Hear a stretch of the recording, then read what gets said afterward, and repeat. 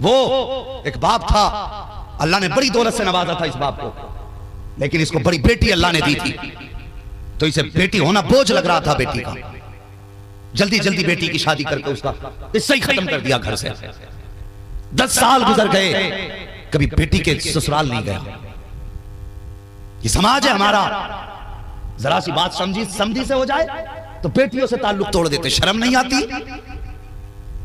कई साल हो जाते बेटी के दहलीज पे कदम नहीं रखता, क्यों? समझी से नहीं बनती मेरी, समझी के चक्कर में अपने जिगर का टुकड़ा तूने छोड़ दिया। कौन सा जुमला बोलूं ऐसे लोगों के लिए जो अपनी मूंछ की खातिर अपनी बेटियों से रिश्ता तोड़ देते हैं। अरे उखेड़ के फेंक दो ऐसी मूंछ को जो अपनों से दूर करती है। सोचो 10 साल हो गए बेटी की दहलीज पे कदम नहीं रखा। बेटी बेटी होती है, अगर 4 दिन बाप को न देखे तड़प जाती है। 4 दिन बाप नजर ना आए छुप छुप के रोने लगती है।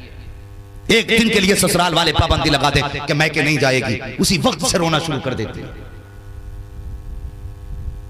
और बीवी एक दिन कहते अपने अब्बा के साथ नहीं खाओगे रोटी, 3 बार कह तूने सही कही, कबूल है 3 बार कही थी, अलग होने को 6 बार कहकर रुकता। ये इतना बड़ा फरमाबरदार है बीवी का। बीवी के भी हक है, मैं इनकार नहीं करता, उसका भी हक अदा कर, लेकिन बाप को सता के कोई हक अदा नहीं होता। सुन रहे हैं ना मेरी बात? अरे बोलो हाँ, बस सुनिए और दिल के अंदर रखिए मेरी बात को। तो ये हमारे बेटों के मामलात होते हैं। अब देखो तो सही, 10 साल हो गए बेटी के घर नहीं गया। इसने बेटों की शादियां की, अलग अलग जायदाद बांटने की बारी आई। 4 बड़ी बड़ी मीलें थी, बड़ी बड़ी मीलें 4 थी। इसने चारों बेटों को एक एक मील दे दी, चारों बेटों के जायदाद नाम कर दी, लेकिन बेटी को कुछ न दिया और 10 साल से उसके दरवाजे पे भी नहीं गया। इत्तेफाक देखिए, मर्जी कुदरत की कि दर्द उठा पेट में। जब पेट में दर्द उठा उसके, डॉक्टर के पास लोग लेकर के गए। डॉक्टर ने चेकअप किया, चेकअप के बाद डॉक्टर कहने लगा कि तुम्हारे गुर्दे फेल हो चुके हैं, अब तुम्हारी जिंदगी का वक्त कम रह गया है, का कोई रास्ता होगा, इलाज कर। उसने कहा इलाज से ठीक नहीं होंगे, बल्कि गुर्दे बदले जाएंगे। जैसी इतनी बात कही, दौलत वाला था, पैसे वाला था, घमंड था अपनी अमीरी पे। कहने लगा डॉक्टर जितना पैसा चाहिए उतना पैसा ले ले, जल्दी से दूसरे गुर्दों का इंतजाम कर दे। गुर्दों का भी अपना एक कानून है, हर किसी का गुर्दा नहीं पड़ा करता है। जब कोई अपना गुर्दा देता है तभी गुर्दा काम किया करता है, ये गुर्दे का अपना उसूल होता है। डॉक्टर ने कहा था कि कोई भी गुर्दा देगा तुझे शिफा नहीं मिलेगी, तुझे फायदा तभी होगा जब तेरा कोई अपना गुर्दा देगा। जब उसने अपने की बात सुनी, बड़ा घमंड था 4 बेटों पे। इसे लग रहा था मैंने इनके 4 बेटों के मीले नाम की हैं, पूरी जिंदगी बेटों के नाम कर दी। उसने बेटों को बुलाया और बुला के कहा था बेटे मुझे एक गुर्दे की जरूरत है, मैं कुछ दिन दुनिया में जीना चाहता हूँ, मेरे बेटे मुझे एक गुर्दा दे दो। जब इतनी बात बेटे ने सुनी है, कहने लगा तुम्हारी जिंदगी तो कट गई, हम अपना गुर्दा दे करके अपनी जिंदगी क्यों बर्बाद करें।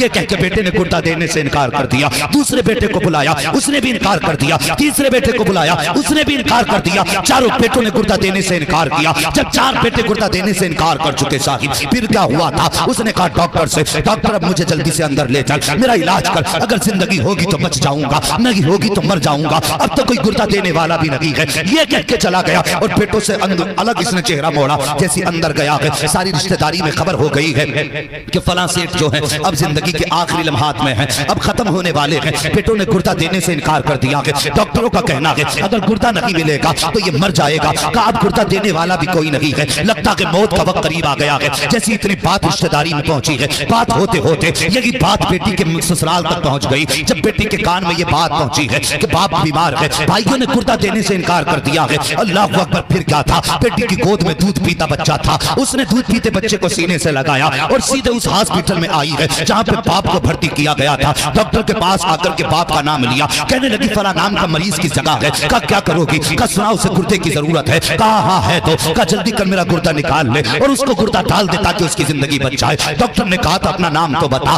उसने कहा नाम ना पूछ, कहीं नाम के चक्कर में देर ना हो जाए, इसलिए जल्दी कर मेरा गुर्दा निकाल ले। कहा कौन है? कहा मैं इसके रिश्तेदार हूँ। अल्लाह अकबर, उसके बाद जल्दी से डॉक्टर ने ऑपरेशन किया, लड़की का गुर्दा निकाला, बाप के गुर्दा डाल दिया। उसके बाद जब बच्ची कुछ दिन के बाद ठीक होकर जाने लगी, डॉक्टर ने कहा था बेटी जा रही है, कम से कम ये तो बताती जा कहाँ की रहने वाली है, अगर ये मुझसे पूछेगा गुर्दा कुर्ता किसने दिया है? तो क्या बताऊंगा? उसने कहा नाम ना पूछ, अगर हो सके तो कागज कलम दे दे। डॉक्टर ने कागज कलम दिया है, बच्ची ने खत लिखा है, लिखने के बाद तय किया, बंद करने के बाद डॉक्टर से कहा डॉक्टर इसे अपने पास संभाल कर रख, इसे खोल के मत पढ़ लेना। और कहा सुन, अगर वो मरीज जो अंदर पड़ा है वो बाहर निकल के आए और मेरे बारे में अगर पूछे तब ये खत देना है, उसके पूछे बगैर खत मत दे देना। ये कह के उसने खत दिया कि उसके पूछे बगैर खत मत देना। ये कह के बेटी चली गई। अल्लाह अकबर। कुछ दिन के बाद जब ये अमीर, ये दौलत वाला शिफायाब हुआ है, जब इसके रिश्तेदार आए हैं, कहने लगे घर चलो। उसने कहा नहीं, घर बाद में जाऊंगा, पहले मुझे डॉक्टर के उस कमरे में लेके चलो। कहा किस लिए? कहा मुझे उसका शुक्रिया अदा करना है। कहा किस बात का शुक्रिया? कहा मेरे बेटों ने तो गुर्दा देने से इनकार कर दिया था,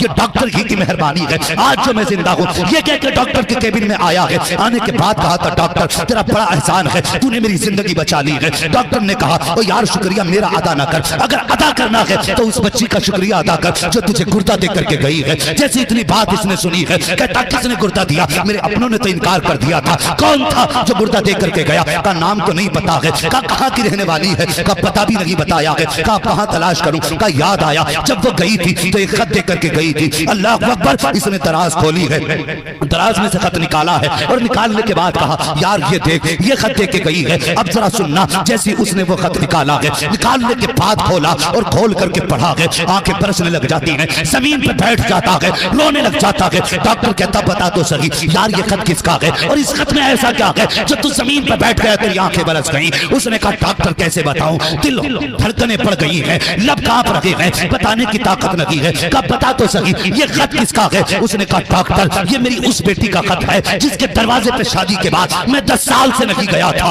अल्लाह अकबर। का क्या लिखा है खत में? का क्या बताऊं? कब पढ़ के सुना खत में क्या है? तब उसने खत पढ़ना शुरू किया था। बच्ची ने लिखा था बिस्मिल्लाहिर्रहमानिर्रहीम, ए मेरे बाप, एक मजबूर बेटी का सलाम, नाराज बाप की बारगाह में कबूल हो। उसके बाद नीचे लिखा था ए मेरे बाप, मेरे निकाह को 10 साल हो गए हैं, 10 साल हो गए मुझे ससुराल आए हुए, तुम 10 साल से मेरी तहलीज पे नहीं आए हो। मेरे बाप मुझे ये नहीं पता है किस बात से तुम नाराज हो, मुझे ये भी नहीं पता मेरी खता क्या है। बाबा मुझे ये भी नहीं पता मेरा कसूर क्या है, लेकिन इतना जानती हूँ 10 साल गुजर गए तेरा इंतजार करते करते, लेकिन तुम नहीं आए हो। कहा बाबा जब ईद का चांद नजर आता है दुनिया चांद देखने के लिए छत पे चढ़ा करती है, लेकिन तेरी बेटी जब ईद का चांद देखने दुनिया छत पे जाती है तो तेरी बेटी दरवाजे पे आके खड़ी हो जाती है और इस उम्मीद में खड़ी होती थी शायद इस बार मेरा बाप आता होगा, शायद इस बार मेरा बाप आता होगा। बाबा 10 साल में कितनी ईदें गुजरी हैं, दुनिया ने नए कपड़े पहने के उतार दिए हैं, लेकिन मेरे बाप 10 साल में सबने ईदें की हैं, लेकिन तेरी बेटी ने ईद नहीं देखी है। अल्लाह अकबर। उसके बाद बेटी ने लिखा था ए मेरे बाप मैं तुम्हारे पास ये खत लाई हूँ, ये खत दे के जा रही हूँ। मेरे बाप मुझे ये नहीं पता कि मेरा कसूर क्या था, तुमने जायदाद तकसीम की है तो अपने 4 बेटों को जायदाद तकसीम कर दी। बाबा मैं ये भी शिकायत नहीं करती हूँ कि तुमने मुझे दौलत क्यों नहीं दी है, तुमने मुझे जायदाद क्यों नहीं दी है, शायद मुझे इस लायक नहीं समझा था जो तुमने मुझे दौलत नहीं दी थी। उसके बाद बच्ची ने लिखा था ए मेरे बाप मैं घर के अंदर थी, मुझे पता चला कि आपकी तबीयत खराब है, भाइयों ने गुर्दा देने से इनकार कर दिया है।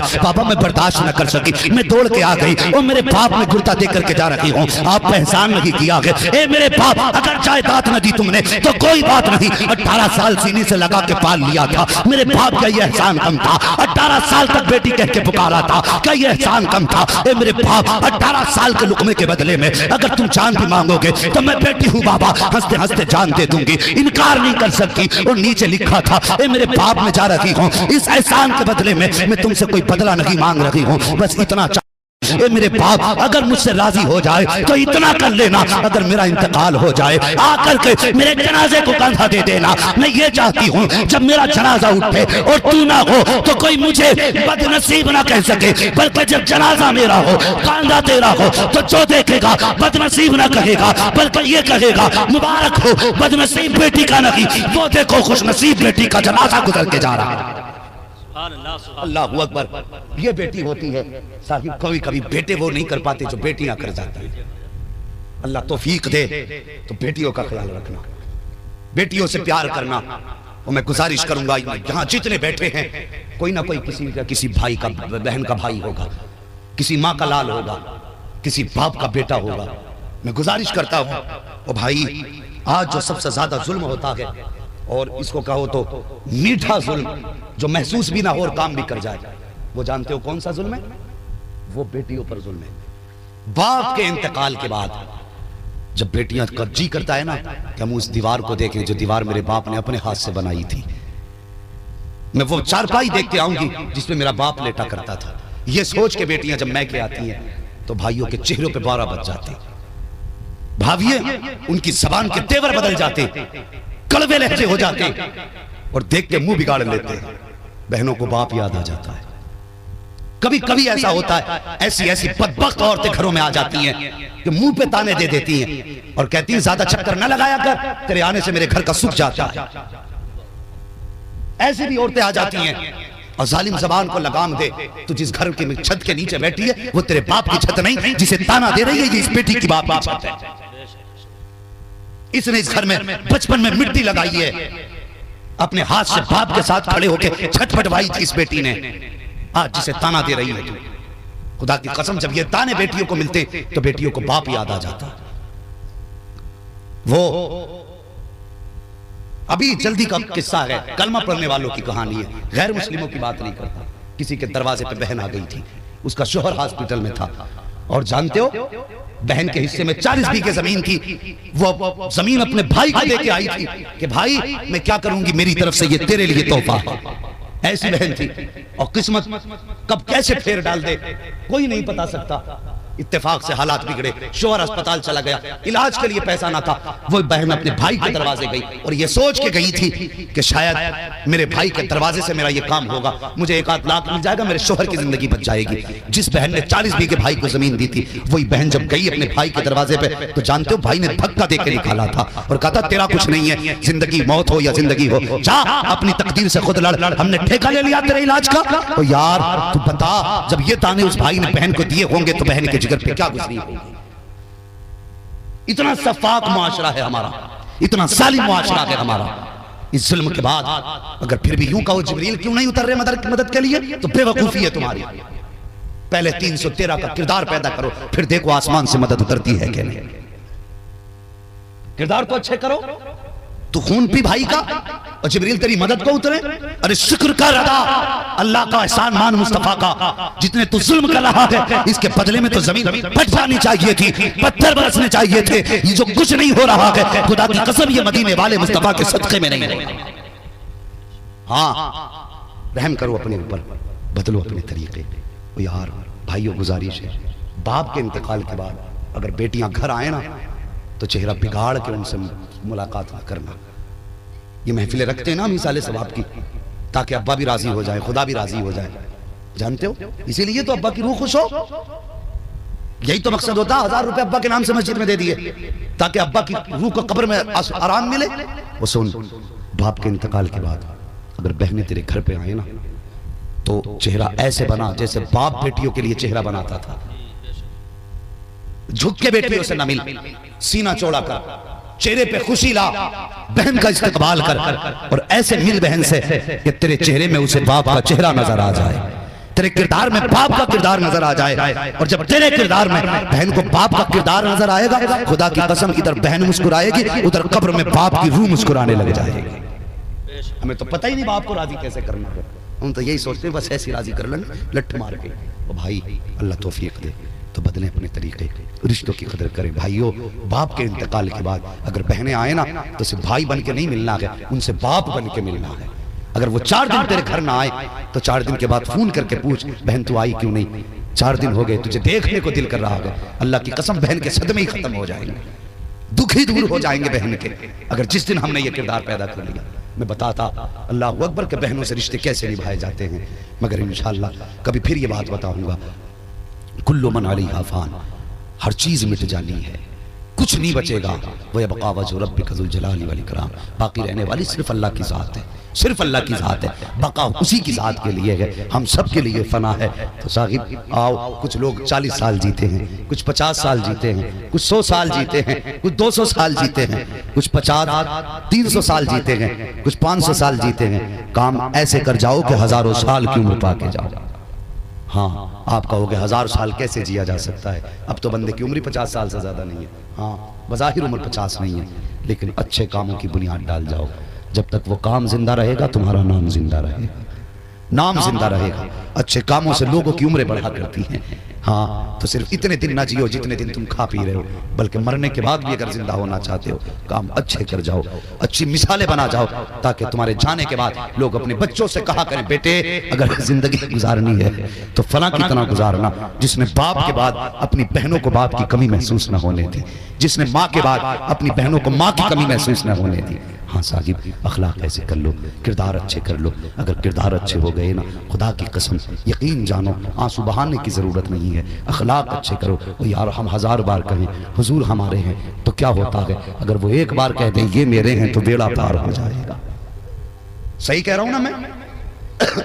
अब तो बोल दो अल्लाह के बंदो, बात सही है ना?